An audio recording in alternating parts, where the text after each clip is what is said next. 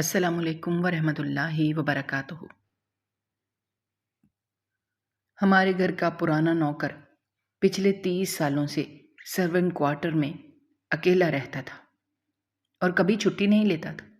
اس کی موت کے بعد جب میں اس کا کوارٹر خالی کروانے گیا تو مجھے اس کی چارپائی کے نیچے سے ایک بریف کیس ملا۔ بریف کیس میں کروڑوں کی جائیداد کے کاغذات اور ایک DNA رپورٹ تھی۔ رپورٹ پڑھتے ہی میرے ہاتھ پاؤں ٹھنڈے پڑ گئے، کیونکہ وہ نوکر بابا رحیم کی موت کے بعد سارا گھر جیسے کسی گہرے اور طویل سناٹے میں ڈوب گیا تھا۔ ہر طرف ایک عجیب سی اداسی چھا گئی تھی۔ وہ صرف ایک خادم نہیں تھا، بلکہ اس گھر کی دیواروں میں رچی ہوئی ایک ایسی خاموش کہانی تھا جس کے بغیر یہ حویلی بالکل ادھوری تھی اور ویران لگ رہی تھی۔ اس کے جانے کے بعد کئی دن تک تو مجھے یوں محسوس ہوتا رہا جیسے گھر کے ہر کونے سے اس کی کھانسی کی آواز آ رہی ہو، یا جیسے وہ ابھی اپنے ہاتھ میں جھاڑو پکڑے صحن کے خشک پتے سمیٹتا ہوا نظر آ جائے گا۔ اس کی موت نے مجھے اندر تک ہلا کر رکھ دیا تھا، کیونکہ میں نے بچپن سے جوانی اور پھر جوانی سے دھیڑ عمری تک اسے ہمیشہ اپنے آس پاس ایک سائے کی طرح دیکھا تھا۔ مجھے یاد ہے جب میں بہت چھوٹا تھا اور میرے والد صاحب کا اچانک اور پراسرار حالات میں انتقال ہوا تھا، اس گھر میں ایک قیامت ٹوٹ پڑی تھی۔ اس وقت میری عمر اتنی کم تھی کہ میں موت کے مطلب کو پوری طرح سمجھ بھی نہیں سکتا تھا۔ بس اتنا جانتا تھا کہ اب میرے والد مجھے کبھی نظر نہیں آئیں گے۔ اس شدید دکھ اور صدمے کے وقت میں جب میرے اپنے رشتہ دار اور قریبی لوگ ہمدردی کے 2 بول بول کر اپنے اپنے گھروں کو لوٹ گئے تھے، تو یہ بابا رحیم ہی تھا جو ایک سائے کی طرح میرے اور میری والدہ کے ساتھ کھڑا رہا تھا۔ اس کی آنکھوں میں کبھی آنسو تو نہیں دیکھے، لیکن اس کے چہرے کی گہری جھریاں اور اس کے کام کرنے کی خاموشی بتاتی تھی کہ وہ بھی ہمارے دکھ میں برابر کا شریک ہے۔ وہ راتوں کو جاگ جاگ کر پہرا دیتا، دن بھر گھر کے کاموں میں جتا رہتا تھا تاکہ ہمیں کوئی تکلیف نہ ہو۔ وہ پچھلے 30 سالوں سے ہمارے گھر کے پچھلے حصے میں بنی ایک چھوٹی سی خستہ حال کوٹھڑی میں بالکل اکیلا رہ رہا تھا، اور اس طویل عرصے میں اس نے کبھی کسی سے کوئی شکایت نہیں کی تھی۔ مجھے یاد نہیں کہ ان 30 سالوں میں اس نے کبھی اپنے لیے کوئی نئی چیز مانگی ہو، یا کبھی ایک دن کے لیے بھی چھٹی کی درخواست کی ہو۔ وہ صبح سورج نکلنے سے بہت پہلے جاگ جاتا تھا، جب گھر کے باقی تمام لوگ گہری نیند سو رہے ہوتے تھے۔ اس کے دن کا آغاز صحن کی صفائی سے ہوتا تھا۔ اس کے جھاڑو کی ہلکی ہلکی آواز میرے لیے صبح کی پہلی علامت ہوتی تھی۔ اس کے بعد وہ پودوں کو پانی دیتا، پرندوں کے لیے دانہ رکھتا اور پھر باورچی خانے میں جا کر ناشتہ تیار کرتا تھا۔ اس کے ہاتھ کے بنے ہوئے کھانوں میں ایک عجیب سا ذائقہ تھا جو مجھے آج بھی شدت سے یاد آتا ہے۔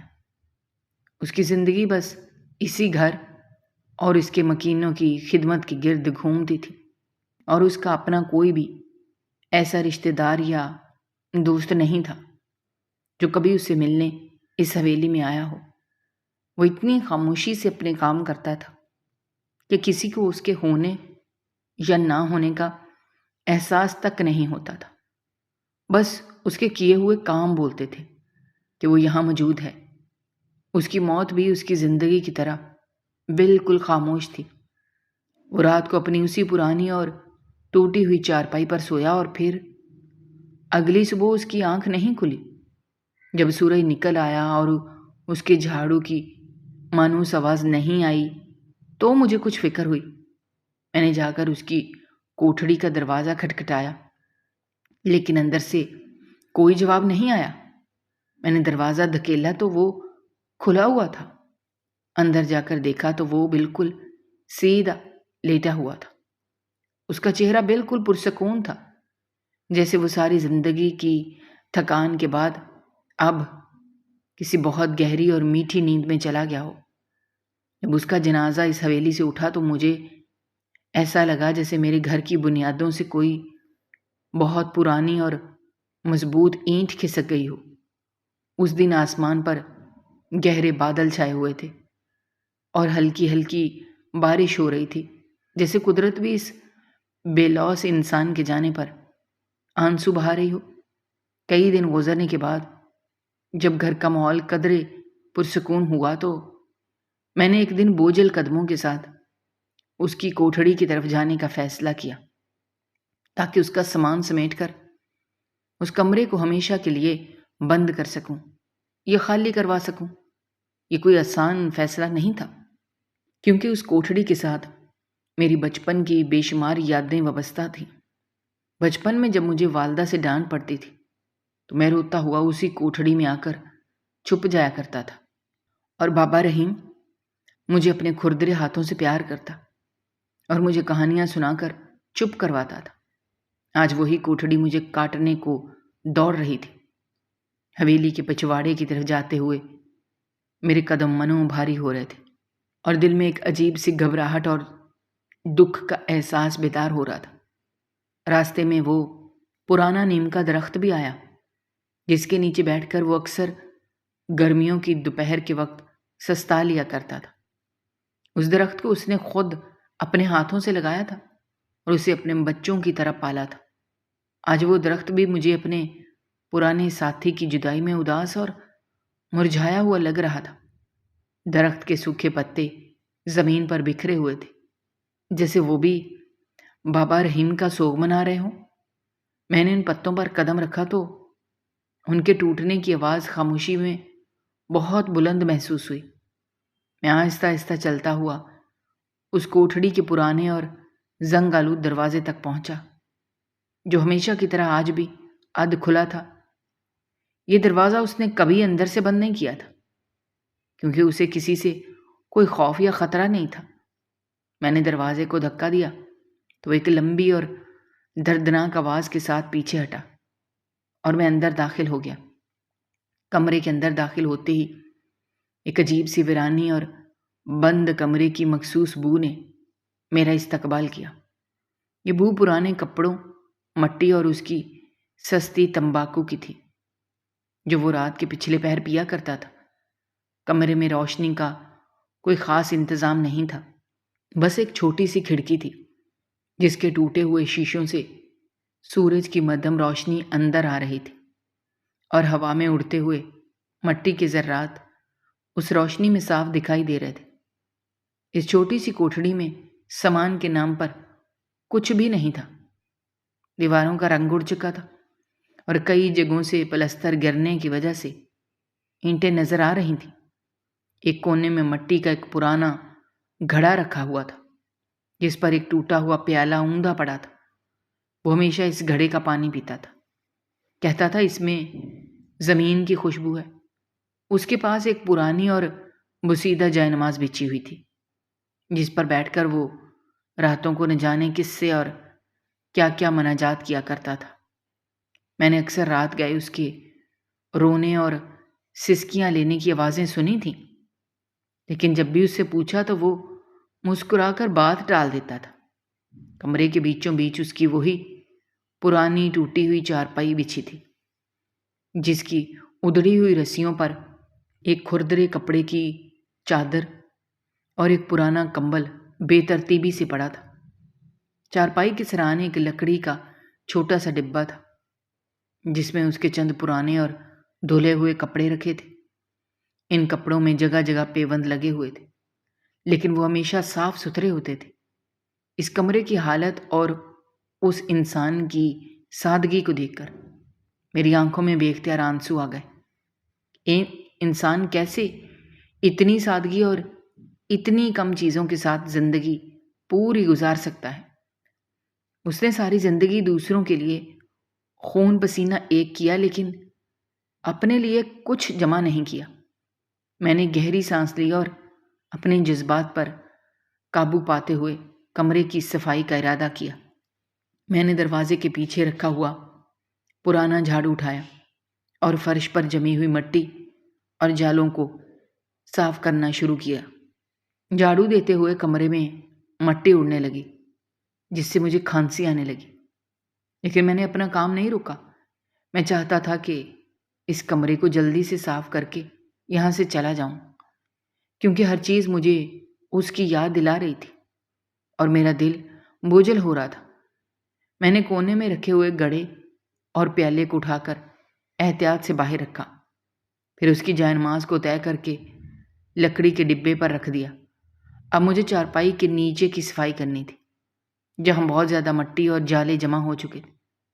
وہ چارپائی اتنی پرانی اور کمزور تھی کہ میں اسے اکیلے ہلا بھی نہیں سکتا تھا، مبادا وہ ٹوٹ جائے۔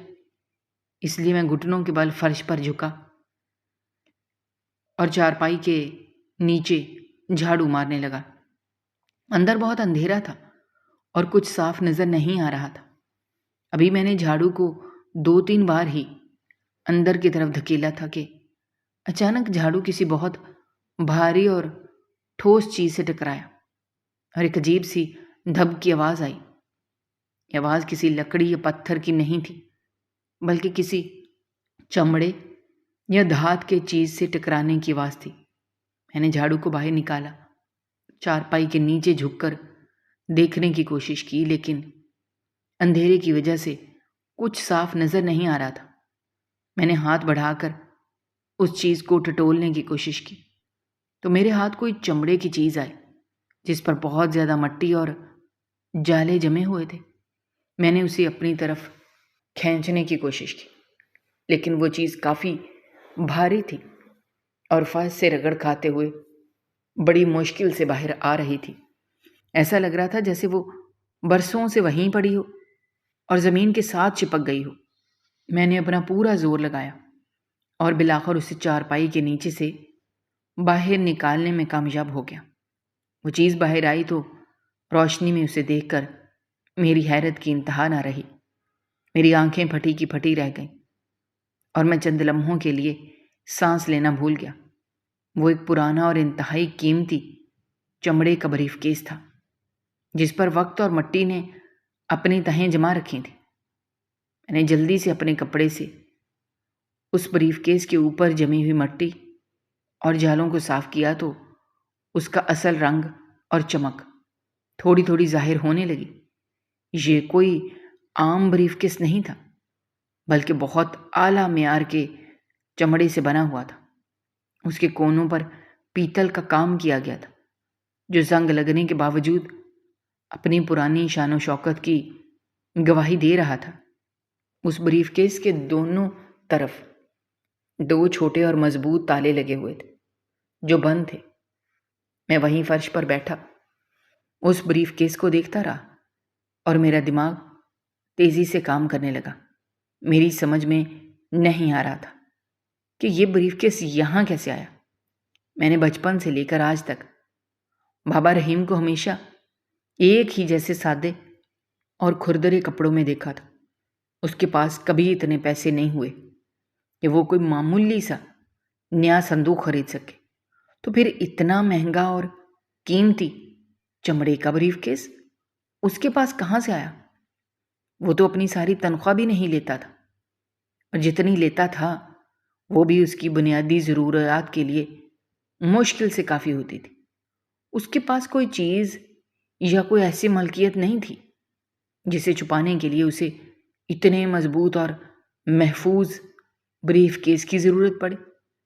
میں نے بریف کیس کو اٹھا کر اس کا وزن محسوس کیا۔ وہ خاصا بھاری تھا، جیسے اس کے اندر بہت ساری چیزیں یا بھاری کاغذات بھرے ہوئے ہوں۔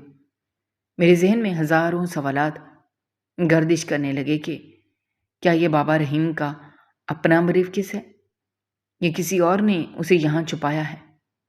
لیکن اس کوٹھڑی میں بابا رحیم کے سوا کبھی کوئی نہیں آیا، تو پھر یہ یہاں کیسے پہنچا؟ اور اگر یہ اس کا اپنا ہے تو اس نے اسے پچھلے 30 سالوں سے مجھ سے اور باقی سب لوگوں سے کیوں چھپا کر رکھا تھا؟ اس نے کبھی بھولے سے بھی کسی ایسی چیز کا ذکر نہیں کیا تھا جس نے اپنی چارپائی کے نیچے چھپا کر رکھی ہو۔ وہ تو بالکل ایک کھلی کتاب کی طرح تھا جس کی زندگی کا ہر ورق میرے سامنے تھا۔ پھر یہ راز اس نے مجھ سے کیوں پوشیدہ رکھا؟ یہ بریف کیس صرف ایک ڈبہ نہیں تھا، بلکہ مجھے ایسا لگ رہا تھا جیسے اس کے اندر کوئی بہت بڑا راز دفن ہے جو بابا رحیم اپنے ساتھ قبر میں نہیں لے جا سکا، اور اب وہ راز اس بریف کیس کی صورت میں میرے سامنے آ گیا ہے۔ میرے ہاتھوں میں ہلکی ہلکی کپکپاہٹ شروع ہو گئی اور دل کی دھڑکن بھی تیز ہو گئی۔ میں نے اس بریف کیس کو غور سے دیکھا۔ اس پر موجود پیتل کے تالوں پر تھوڑا سا زنگ ضرور تھا، لیکن وہ اتنے مضبوط تھے کہ ہاتھ سے نہیں ٹوٹ سکتے تھے۔ میں سوچ میں پڑ گیا، کیا میں اسے کھولوں یا اسے ایسے ہی بند رہنے دوں؟ لیکن انسان کی فطرت میں شامل تجسس مجھے اسے کھولنے پر مجبور کر رہا تھا۔ میں جاننا چاہتا تھا کہ اس 30 سال سے خاموش رہنے والے بوڑھے خادم کی زندگی کا وہ کون سا پہلو ہے جس سے میں آج تک بالکل ناواقف رہا ہوں۔ وہ کون سا سچ تھا جو وہ اپنی پرانی اور ٹوٹی ہوئی چارپائی کے نیچے مٹی کے اندھیروں میں چھپا کر سوتا رہا۔ میں اس بریف کیس کو وہیں چھوڑ کر باہر آیا اور اوزاروں والے کمرے سے ایک پرانا ہتھوڑا اور چھینی لے کر واپس اس کوٹھڑی میں چلا گیا۔ میں نے ہتھوڑا اور چھینی بریف کیس کے قریب رکھے اور ایک بار پھر بریف کیس کو گہری نظر سے دیکھا۔ مجھے ایسا لگ رہا تھا جیسے بابا رحیم کی روح مجھے دیکھ رہی ہو اور میں اس کی سب سے قیمتی اور پوشیدہ چیز کو ہاتھ لگا کر کوئی بہت بڑی غلطی کرنے جا رہا ہوں۔ لیکن میرا ذہن اب کسی بھی طرح پیچھے ہٹنے کو تیار نہیں تھا۔ وہ سوال میرے دماغ میں ہتھوڑے کی طرح برس رہا تھا اور مجھے اندر ہی اندر کھائے جا رہا تھا کہ آخر ایک معمولی نوکر کے پاس ایسا بریف کیس کہاں سے آیا۔ میں نے اپنے کانپتے ہوئے ہاتھوں میں ہتھوڑا اور چھینی مضبوطی سے پکڑے اور ایک لمبی سانس کھینچ کر اس پرانے بریف کیس کے زنگ آلود تالوں کی طرف دیکھا۔ میرے دل کی دھڑکن اتنی تیز ہو چکی تھی کہ مجھے اپنے کانوں میں اس کی آواز صاف سنائی دے رہی تھی۔ مجھے ایسا لگ رہا تھا کہ جیسے میں کوئی بہت بڑا گناہ کرنے جا رہا ہوں یا کسی ایسے سچ کے دروازے پر دستک دینے والا ہوں جو میری پوری زندگی کو ہمیشہ کے لیے بدل کر رکھ دے گا۔ لیکن میرے اندر پیدا ہونے والا شدید تجسس میرے ہر قسم کے خوف پر پوری طرح حاوی ہو چکا تھا۔ میں نے چھینی کی تیز نوک کو بریف کیس کے دائیں طرف والے تالے کے سوراخ کے بالکل پاس رکھا اور ہتھوڑے سے اس پر ایک بھرپور اور زوردار ضرب لگائی۔ کمرے کی اس گہری خاموشی میں لوہے کے آپس میں ٹکرانے کی آواز بہت بھیانک اور خوفناک محسوس ہوئی، اور مجھے ایک لمحے کے لیے ایسا لگا جیسے یہ زوردار آواز کوٹھڑی کی چاروں دیواروں سے ٹکرا کر واپس مجھ تک آ رہی ہو اور مجھے تنبیہ کر رہی ہو کہ میں رک جاؤں۔ پہلی ضرب سے وہ تالا نہیں ٹوٹ سکا کیونکہ وہ بہت پرانا اور زنگ آلود ہونے کے باوجود بے حد مضبوط تھا۔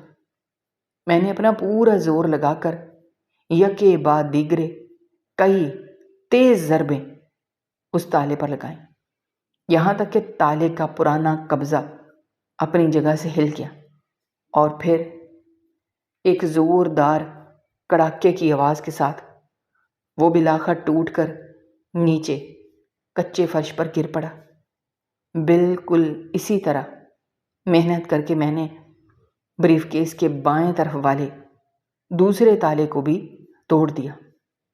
دونوں تالے ٹوٹنے کے بعد اس پرانے بریف کیس کا اوپری حصہ خود بخود تھوڑا سا اوپر کو اٹھ گیا، جیسے وہ اندر موجود چھپی ہوئی چیزوں کے شدید دباؤ کی وجہ سے خود ہی جلدی سے کھلنا چاہتا ہو۔ اس وقت تک میری سانسیں بری طرح بے ترتیب ہو چکی تھیں اور سردی کے باوجود میرے ماتھے پر پسینے کے موٹے موٹے قطرے چمکنے لگے تھے۔ میں نے اپنے بری طرح کانپتے ہوئے ہاتھوں سے اس بریف کیس کے پرانے چمڑے والے ڈھکن کو مضبوطی سے پکڑا اور اسے نہایت آہستہ آہستہ اوپر کی طرف اٹھانا شروع کیا۔ بریف کیس کے مکمل طور پر کھلتے ہی اس کے اندر سے ایک انتہائی عجیب اور نامانوس سی بو میرے نتنوں سے ٹکرائی۔ یہ بو پرانے بند پڑے ہوئے زرد کاغذوں، سڑے ہوئے چمڑے اور کسی نامعلوم پرانی یاد کی تھی، جیسے اس بند بریف کیس کے اندر پورے 30 سال کا لمبا وقت اور خاموشی قید ہو۔ بریف کیس کے اندر جھانکنے پر مجھے سب سے اوپر کچھ پرانے اور انتہائی بسیدہ سوتی کپڑے رکھے ہوئے نظر آئے، جو بالکل ان سادے اور کھردرے کپڑوں جیسے تھے جو ہمارا پرانا خادم بابا رحیم اکثر پہنا کرتا تھا۔ میں نے جلدی سے اپنے ہاتھوں سے ان کپڑوں کو ایک طرف ہٹایا تو ان کے نیچے چھپی ہوئی چیزوں کو دیکھ کر میرے حلق میں جیسے بہت سارے کانٹے پڑ گئے اور میری آنکھیں شدید حیرت کی وجہ سے پوری طرح کھل گئیں۔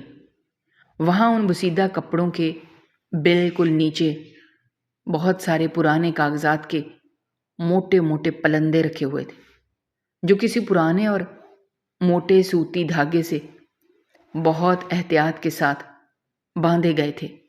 ان تمام کاغذات کا رنگ وقت گزرنے کے ساتھ ساتھ بالکل زرد پڑ چکا تھا اور ان پر لگی ہوئی مختلف قسم کی سرکاری مہریں اور نشانات صاف بتا رہے تھے کہ یہ کوئی معمولی کاغذات نہیں ہیں۔ میں نے جلدی سے وہ تمام کاغذات باہر نکالے اور ان پر لکھی ہوئی باریک تحریر کو پڑھنے کی پوری کوشش کی۔ کمرے میں سورج کی روشنی بہت کم تھی، اس لیے مجھے انہیں ٹھیک سے پڑھنے میں تھوڑی مشکل کا سامنا ہو رہا تھا، لیکن جب میں نے انہیں کھڑکی سے آنے والی روشنی میں غور سے دیکھا تو میرے ہوش ہی اڑ گئے۔ یہ ہماری خاندانی جائیدادوں، زرعی زمینوں، گاؤں کی بڑی حویلیوں اور شہر میں موجود دکانوں کے اصل کاغذات تھے، جن کی کل مالیت آج کے مہنگائی کے دور میں کئی کروڑوں بلکہ اربوں روپے بنتی تھی۔ ان کاغذات میں حیرت انگیز طور پر وہ بڑی زمینیں بھی شامل تھیں، جن کے بارے میں ہم سب گھر والے پچھلے 30 سالوں سے یہی سمجھتے تھے کہ وہ میرے والد کی اچانک موت کے بعد کسی خاندانی تنازع کی نظر ہو گئی ہیں، یا جن کے اصل کاغذات ہمیشہ کے لیے گم ہو چکے ہیں۔ میں شدید حیرت اور صدمے سے بالکل بت بنا وہیں کچے فرش پر بیٹھا تھا اور سوچ رہا تھا کہ اتنی بڑی اور بے پناہ قیمتی جائیداد کے اصل کاغذات اس غریب اور لاچار نوکر کے پاس کیسے آئے، جو اپنی پوری زندگی صرف 2 وقت کی روٹی اور سال میں ملنے والے چند پرانے کپڑوں کے عوض ہمارے بڑے سے گھر کی صفائی کرتا رہا تھا۔ میرا دماغ سائیں سائیں کر رہا تھا، مجھے بالکل سمجھ نہیں آ رہا تھا کہ یہ کیا ہو رہا ہے۔ میں نے کانپتے ہاتھوں سے ان کاغذات کو واپس بریف کیس میں رکھا۔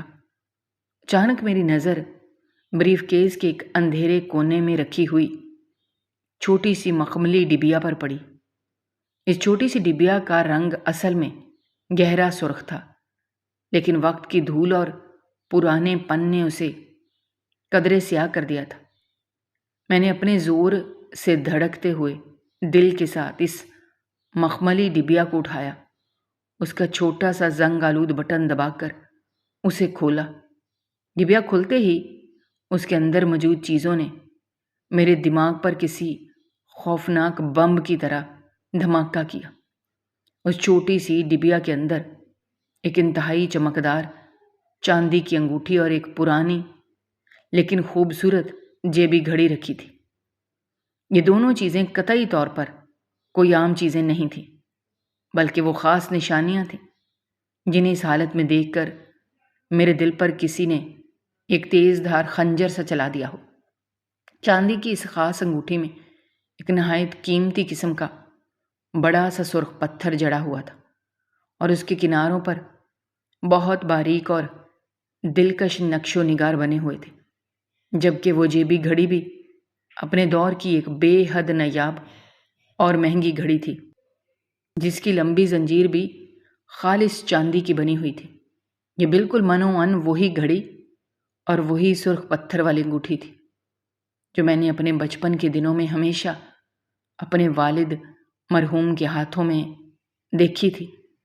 मुझे आज भी वो खूबसूरत दिन बहुत अच्छी तरह याद है, जब मैं बहुत छोटा सा था और मेरे वालिद मुझे प्यार से अपनी गोद में बिठाकर इस जेबी घड़ी का छोटा सा बटन दबाकर उसका ढक्कन खोला करते थे और मैं उसके अंदर मौजूद बारीक सुइयों को तेज़ी से घूमता हुआ देखकर बहुत खुश हुआ करता था। वो चांदी की अंगूठी उनके दाएं हाथ की बड़ी उंगली में हर वक्त चमकती रहती थी और वो उसे अपने और हमारे पूरे ख़ानदान के लिए बहुत खुशकिस्मत मानते थे और कभी उसे खुद से जुदा नहीं करते थे। आज से ठीक 30 साल पहले कि वो स्याह और खौफनाक रात मुझे आज तक नहीं भूली, जब मेरे वालिद एक इंतहाई खौफनाक और जानलेवा कार हादसे का शिकार हुए थे। वो हादसा इतना ज़्यादा भयानक और शदीद था कि उनकी गाड़ी मुकम्मल तौर पर जलकर राख का ढेर बन गई थी और इस तबाहशुदा गाड़ी में मौजूद शख्स की लाश इस हद तक बुरी तरह झुलस गई थी कि उसे किसी भी सूरत पहचानना नामुमकिन हो चुका था। हमने उस वक्त सिर्फ उनके कपड़ों के जले हुए चंद टुकड़ों और गाड़ी की तबाहशुदा हालत से अंदाज़ा लगाया था कि वो अब इस दुनिया में ज़िंदा नहीं रहे। इस हौलनाक हादसे के बाद हमें उनके जले हुए जिस्म से कोई एक निशानी भी नहीं मिली थी, ना उनकी वो खुशकिस्मत समझी जाने वाली अंगूठी और ना ही वो हमेशा साथ रहने वाली जेबी घड़ी। हम सब ने दिल पर पत्थर रखकर यही समझा कि वो तमाम कीमती चीज़ें भी उस खौफनाक आग की नज़र होकर हमेशा के लिए पिघल गई होंगी। लेकिन आज पूरे 30 साल का लंबा अरसा गुजरने के बाद मेरे मरहूम वालिद की वो सबसे ज़्यादा ख़ास और ज़ाती निशानियाँ इस गरीब और ख़ामोश नौकर के पुराने ब्रीफकेस से कैसे बरामद हो सकती हैं। मेरा पूरा जिस्म ठंडे पसीने से मुकम्मल तौर पर भीग चुका था और मुझे शिद्दत से ऐसा लग रहा था जैसे मेरे दोनों पैरों के नीचे से ज़मीन तेज़ी से खिसक गई हो और मैं किसी बहुत गहरी और अंधी खाई में मुसलसल गिरता चला जा रहा हूँ। मेरी आंखों के बिल्कुल सामने 30 साल पुराने वो तमाम भयानक मनाजर तेज़ी से घूमने लगे। एक तरफ मेरे वालिद की वो मुस्कुराती हुई रोशन सूरत और दूसरी तरफ जलती हुई गाड़ी का वो हौलनाक मंजर और फिर बाबा रहीम का वो खामोश और झुका हुआ बूढ़ा चेहरा जो पिछले 30 साल से हमारे घर के हर कोने में मौजूद था। मैं इस खुले हुए ब्रीफकेस के सामने फर्श पर किसी बेजान पत्थर का मुजस्मा बना बैठा था और मेरी समझ में बिल्कुल नहीं आ रहा था कि ये सब क्या माजरा है और इस सब के पीछे क्या कहानी छुपी हुई है। मेरे जहन में अनगिनत सवालों का एक तूफान बरपा था कि वो मामूली सा इंसान जो 30 साल से दिन रात हमारे घर के फर्श धोता रहा, जो हमारे दस्तरखान के जूठे बर्तन साफ करता रहा, जिसने कभी हिम्मत करके हमारी नज़रों से नज़रें मिलाकर बात तक नहीं की थी, उसके पास हमारे ख़ानदान की अरबों रुपए की जायदाद के असल कागजात और मेरे सगे बाप की सबसे ज़्यादा ज़ाती और करीबी निशानियाँ क्या कर रही हैं। एक ऐसा बेबस शख्स जिसकी अपनी कोई शिनाख्त नहीं थी, जिसका अपना कोई वजूद या अहमियत नहीं थी, उसके इस खस्ता हाल ब्रीफकेस में मेरे मरे हुए बाप की वो अंगूठी और घड़ी कैसे आ सकती है جو ان کی موت کے وقت ہر صورت میں ان کے جسم پر موجود ہونی چاہیے تھی۔ میرا دماغ اب الجھن اور خوف سے پھٹنے کے بالکل قریب پہنچ چکا تھا، اور میں دیوانوں کی طرح بس مسلسل یہی سوچ رہا تھا کہ میرے باپ کی یہ ذاتی نشانیاں اور ہماری خاندانی جائیداد کے کاغذات اس معمولی نوکر کے بریف کیس میں کیا کر رہے ہیں۔ میں نے کانپتے ہاتھوں سے اس بریف کیس کے سب سے نچلے حصے میں پڑا ہوا وہ آخری اور بند لفافہ اٹھایا، جس پر ایک مشہور تجربہ گاہ کی مہر ثبت تھی، اور اسے پھاڑ کر اس کے اندر موجود وہ کاغذ باہر نکالا جس نے اگلے ہی لمحے میری پوری دنیا کو الٹ کر رکھ دینا تھا۔ اس کاغذ پر لکھی ہوئی تحریر میری آنکھوں کے سامنے ناچ رہی تھی، اور جیسے ہی میں نے اس کے آخری حصے میں لکھا ہوا حتمی نتیجہ پڑھا تو میرے ہوش اڑ گئے اور میرے ہاتھ پاؤں بالکل ٹھنڈے پڑ گئے، کیونکہ اس طبی اور خونی رشتے کی رپورٹ میں صاف اور واضح الفاظ میں لکھا تھا کہ وہ غریب اور حقیر نوکر جسے ہم پچھلے 30 سالوں سے بابا رحیم کہہ کر بلاتے تھے، وہ کوئی اور نہیں بلکہ میرا سگا باپ سکندر حیات تھا، اور آج سے 30 سال پہلے جس خوفناک کار حادثے میں جلنے والی جس لاش کو ہم نے اپنا باپ سمجھ کر رو رو کر دفنایا تھا، وہ دراصل اصلی بابا رحیم یعنی اس گھر کے پرانے نوکر کی لاش تھی۔ یہ سچائی اتنی بھیانک اور اتنی بڑی تھی کہ اسے پڑھتے ہی میرے دماغ کی رگیں پھٹنے کے قریب پہنچ گئیں۔ میرا پورا جسم برف کی طرح سرد ہو گیا۔ مجھے ایسا لگا جیسے کسی نے میرے سر پر ایک بہت بھاری ہتھوڑا مار دیا ہو، اور میرے سوچنے سمجھنے کی تمام صلاحیتیں ایک ہی جھٹکے میں مکمل طور پر ختم ہو گئی ہوں۔ میں اس کچے فرش پر کاغذات بکھیرے بیٹھا تھا، اور میری سانسیں میرے سینے میں بری طرح الجھ رہی تھیں۔ مجھے اپنا دل پسلیوں کے اندر اتنی زور سے دھڑکتا ہوا محسوس ہو رہا تھا جیسے وہ ابھی سینہ پھاڑ کر باہر آ جائے گا۔ میری آنکھیں ان کاغذوں پر جمی ہوئی تھیں، لیکن مجھے کچھ بھی دکھائی نہیں دے رہا تھا۔ ہر طرف ایک عجیب سا اندھیرا چھا گیا تھا، اور اس اندھیرے میں مجھے صرف اپنے باپ کا وہ بوڑھا جھکا ہوا چہرہ نظر آ رہا تھا، جسے میں نے ساری زندگی صرف ایک نوکر کی حیثیت سے دیکھا تھا۔ میری نظروں کے سامنے وہ تمام مناظر ایک فلم کی طرح چلنے لگے کہ کیسے میرے باپ کی بے شمار جانی دشمن تھے جو ہماری جان اور مال کے پیاسے تھے، اور ہماری پوری نسل کو ختم کرنا چاہتے تھے۔ وہ اس قدر طاقتور اور ظالم لوگ تھے کہ ان سے بچنا تقریباً ناممکن تھا۔ اس لیے جب وہ ہولناک کار حادثہ ہوا اور اس میں اصل نوکر مارا گیا تو میرے باپ نے موقع کی نزاکت کو سمجھتے ہوئے اپنے آپ کو اور اپنے خاندان کو بچانے کے لیے ایک انتہائی تکلیف دہ اور بھیانک فیصلہ کیا۔ اس نے اپنی پہچان، اپنی عزت اور اپنی دولت اور اپنا نام سب کچھ اس جلتی ہوئی گاڑی میں جلا کر راکھ کر دیا۔ خود کو ایک مردہ انسان قرار دے دیا تاکہ اس شخص کے دشمن سے یہ سمجھیں کہ سکندر حیات مر چکا ہے، اور وہ میرے اور میری والدہ کے پیچھے آنا چھوڑ دیں۔ اس نے اپنی ہی بیوی بچوں کو درندوں کی نظر سے بچانے کے لیے اپنی ہی وسیع و عریض جائیداد اور بے پناہ دولت کو لات مار دی، اور اپنے ہی گھر میں ایک انتہائی ادنا اور حقیر خادم کی حیثیت سے زندگی گزارنا قبول کر لیا۔ وہ پچھلے 30 سالوں تک میرے سامنے دونوں ہاتھ باندھے سر جھکائے کھڑا رہا، اور مجھے صاحب جی اور چھوٹے صاحب کہہ کر پکارتا رہا، صرف اس لیے تاکہ میں ایک محفوظ، پرسکون اور خوشحال زندگی گزار سکوں، اور مجھ پر دشمنوں کا کوئی سایہ تک نہ پڑے۔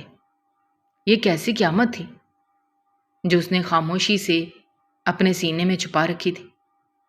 مجھے یاد آنے لگا کہ جب میں چھوٹا تھا اور اکثر راتوں کو ڈر کر रोते हुए जाग जाया करता था, तो वो बूढ़ा नौकर कैसे नंगे पांव भागता हुआ मेरे कमरे में आता था और मुझे अपने सीने से लगाकर घंटों जागता रहता था, जब तक मैं दोबारा सुकून की नींद ना सो जाऊं। उस वक्त मैं यही समझता था कि वो महज एक नौकर है जो अपनी ड्यूटी पूरी कर रहा है, लेकिन अब मुझे समझ आ रहा था कि वो एक बाप की तड़प थी जो अपने बच्चे को रोता हुआ नहीं देख सकता था। मैं कितनी बार अपनी छोटी छोटी बातों पर उस पर गुस्सा कर दिया करता था, उसे बुरा भला कह देता था, और वो हमेशा सर झुकाकर मेरी हर डांट और हर खफगी को कंधा पेशानी से बर्दाश्त कर लेता था। कभी पलटकर जवाब नहीं देता था, कभी मुझे गुस्से से नहीं देखता था, बल्कि उसकी आंखों में हमेशा एक अजीब सी शफकत और प्यार की चमक होती थी, जिसे मैं अपनी नादानी और तकब्बुर में कभी समझ ही नहीं पाया। मुझे याद आया कि जब मैंने स्कूल से अपनी पहली कामयाबी की संध हासिल की थी, तो वो किस तरह दूर एक कोने में खड़ा खुशी से रो रहा था। उस वक्त मैंने उसे एक जज्बाती और पागल बूढ़ा समझकर नज़रअंदाज कर दिया था, लेकिन हकीकत में वो एक बाप था जो अपने बेटे की कामयाबी पर फख्र महसूस कर रहा था और अपने आंसू नहीं रोक पा रहा था। लेकिन वो मेरे करीब आकर मुझे गले लगाने और मुझे चूमने से कासिर था, क्योंकि उसने अपने हाथों में खुद ही गुलामी की और नौकरी की बेड़ियां पहन रखी थी। मेरी रूह अंदर तक कांप गई जब मैंने सोचा कि वो इंसान जिसकी सल्तनत थी, ये घर जिसकी मर्जी के बगैर इस हवेली में एक पत्ता भी नहीं हिल सकता था, वो 30 साल तक सुबह सवेरे उठकर इस घर का कचरा साफ करता रहा, झाड़ू लगाता रहा, हमारे जूठे बर्तन धोता रहा। वो इंसान जो रेशम के बिस्तरों पर सोता था, उसने अपनी पूरी जवानी और बुढ़ापा उस खस्ता हाल और बदबूदार कोठड़ी की टूटी हुई चारपाई पर गुजार दिया। सर्दियों की ठिठुरती रातों में जब हम अपने नर्म और गर्म बिस्तरों में सुकून की नींद सो रहे होते थे, तो वो अकेला इस कोठड़ी में एक पुराने और फटे हुए कंबल में लिपटा सर्दी से कांपता रहता था। लेकिन उसने कभी अपने लिए कोई आसाइश नहीं मांगी। मेरी आंखों से ज़ारो कतार आंसू बहने लगे।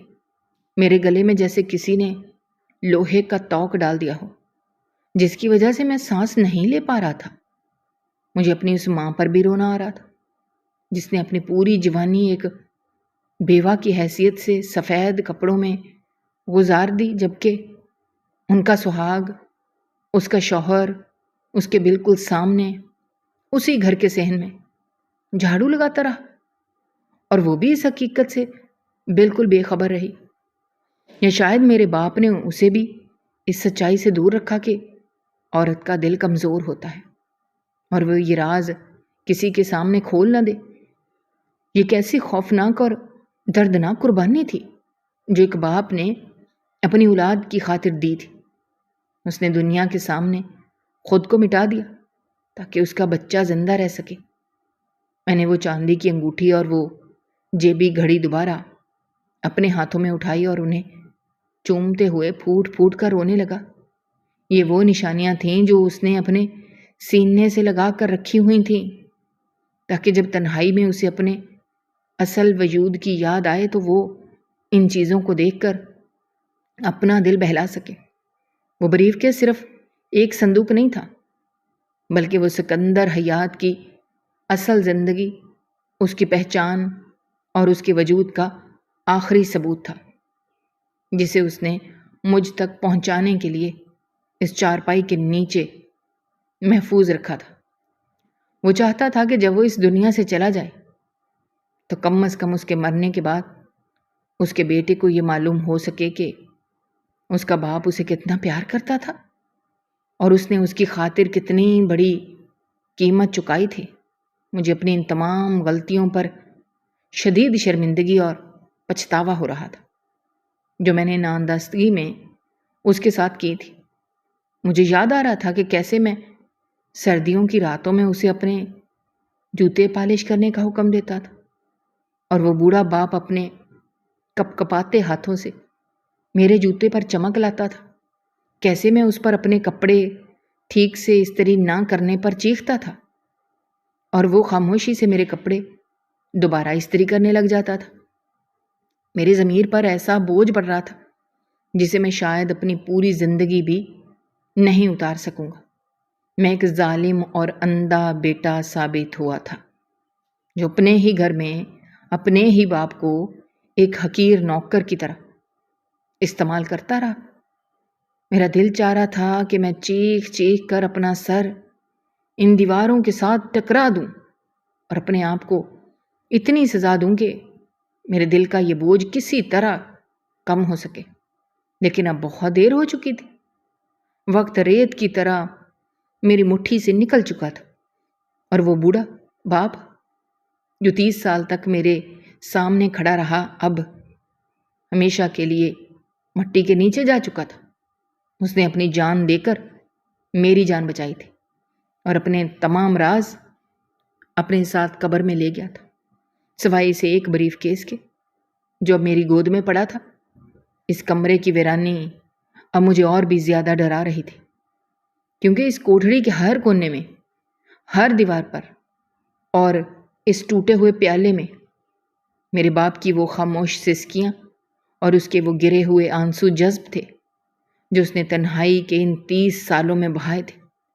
وہ روزانہ اپنے ہی گھر کو قہروں کی طرح دیکھتا ہوگا، اپنی ہی بیوی کی بیوگی کی حالت میں دیکھ کر تڑپتا ہوگا، اور اپنے ہی بیٹے کو خود پر حکم چلاتے دیکھ کر اندر ہی اندر کتنا کٹتا ہوگا۔ لیکن اس نے اپنے چہرے پر کبھی کوئی شکن نہیں آنے دی، تاکہ ہماری زندگی میں کوئی طوفان نہ آ جائے۔ اس کی برداشت اور اس کے حوصلے کی کوئی حد نہیں تھی۔ وہ کام انسان نہیں تھا، بلکہ ایک ایسا دیوتا تھا جس نے اپنی پوری ہستی کو اپنی اولاد کے لیے جلا کر راکھ کر دیا تھا۔ میں اس طبی رپورٹ کو، جسے اب میں خونی رشتے کی تصدیق کا کاغذ کہہ رہا تھا، اپنے سینے سے لگا کر اس کچے فرش پر لیٹ گیا اور دھاڑے مار مار کر رونے لگا۔ میرے رونے کی آواز اس چھوٹی سی کوٹھڑی سے باہر جا رہی تھی، لیکن مجھے اب کسی چیز کی کوئی پرواہ نہیں تھی۔ مجھے بس اس بات کا دکھ تھا کہ میں نے اس کی زندگی میں کبھی اسے ایک بار بھی گلے لگا کر ابا نہیں کہا، کبھی اس کے ماتھے کو نہیں چوما، اور کبھی اسے وہ عزت نہیں دی جس کا وہ اصل حقدار تھا۔ اس بریف کیس میں پڑی ہوئی وہ تمام قیمتی جائیدادوں کی فائلیں اور وہ کروڑوں کی زمینوں کے کاغذات مجھے اب بالکل بے وقت اور مٹی کے ڈھیر کے برابر لگ رہے تھے، کیونکہ ان تمام چیزوں کی قیمت میرے باپ کے اس ایک آنسو کے برابر بھی نہیں تھی جو اس نے میری خاطر بہایا ہوگا۔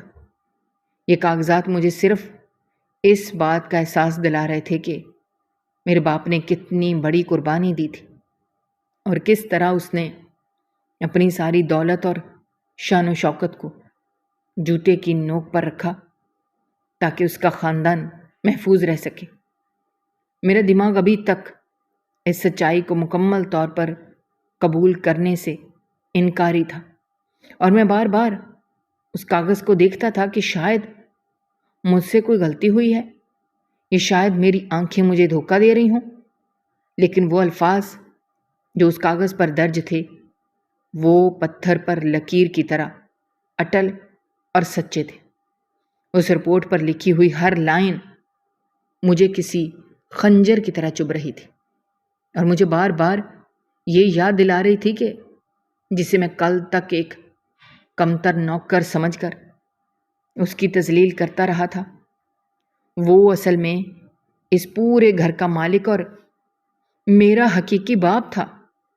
میرے کانوں میں اب بھی اس کی وہ دھیمی اور کانپتی ہوئی آواز گونج رہی تھی جب وہ مجھے بڑے ادب سے چھوٹے صاحب کہہ کر بلاتا تھا، اور میں ایک مغرور اور متکبر انسان کی طرح اسے گردن ہلا کر جواب دیتا تھا۔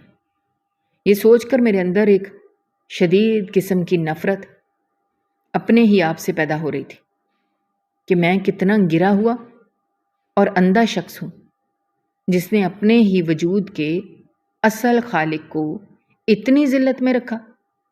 اس کمرے کی خاموشی مجھے اب چیخ چیخ کر میرے باپ کی قربانیوں کی داستان سنا رہی تھی، اور میں اس فرش پر پڑا اپنی بے بسی کے آنسو بہا رہا تھا، یہ جانتے ہوئے بھی کہ میرے یہ آنسو اب کبھی بھی بابا رحیم کو یا میرے اصلی باپ سکندر حیات کو واپس نہیں لا سکتے، اور مجھے اپنی پوری باقی کی زندگی اسی شدید دکھ اور پچھتاوے اور اسی دردناک حقیقت کے ساتھ گزارنی پڑے گی کہ میں نے اپنے ہاتھوں سے اپنے باپ کی خدمت کرنے کے بجائے اس سے اپنے پاؤں دبوائے تھے، اور میں کبھی بھی اپنے آپ کو اس بات کے لیے معاف نہیں کر سکوں گا، اور یہ راز اب میری روح پر ایک ایسا بوجھ بن چکا تھا جو میری ہر خوشی کو کھا جانے گا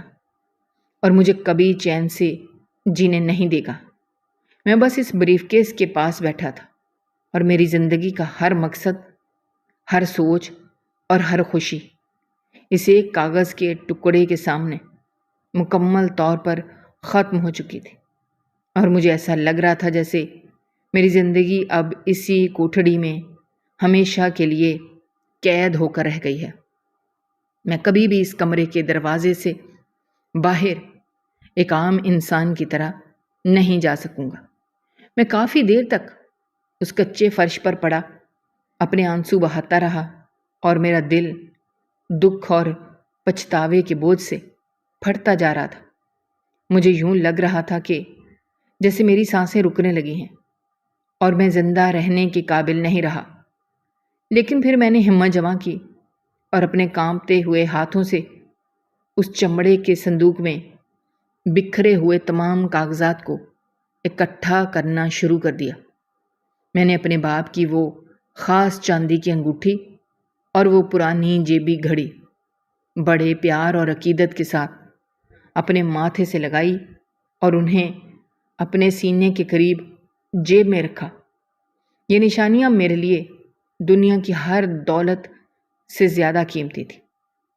میں نے اس سچائی والے کاغذ کو بھی تہہ کر کے اپنے پاس محفوظ کر لیا، اور اس چمڑے کے پرانے صندوق کو وہیں اس ٹوٹی ہوئی چارپائی پر رکھ دیا۔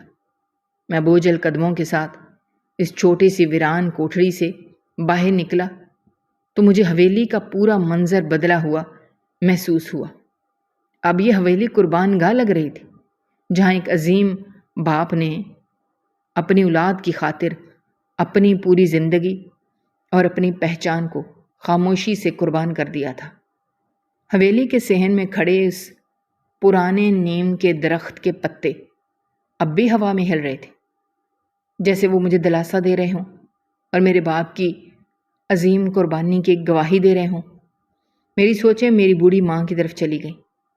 اگر انہیں یہ سچائی معلوم ہو گئی تو ان کا کیا حال ہوگا؟